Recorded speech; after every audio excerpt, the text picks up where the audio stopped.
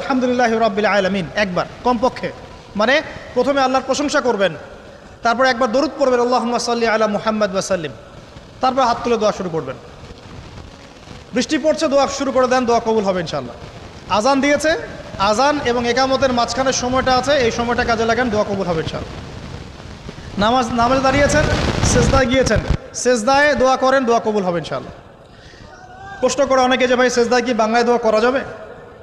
হ্যাঁ যাবে, যদি আপনার নামাজটা নফল নামাজ হয়। কোন নামাজ হয়? ফরজ নামাজে করবেন না, নফল নামাজে করতে পারেন ইনশাআল্লাহ।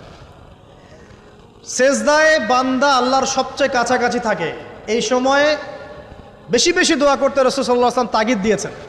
দোয়া করলে ডাইরেক্ট কবুল হবে ইনশাআল্লাহ। পিতা মাতার খেদমত করে দোয়া করেন, দোয়া কবুল হবে ইনশাআল্লাহ। এখন তো পিতা মাতার খেদমত মানুষ করতে চায় না। এটা সেই যুগ যে যুগে পিতা মাতার সাথে দাস দাসীর মতো আচরণ করা হয়।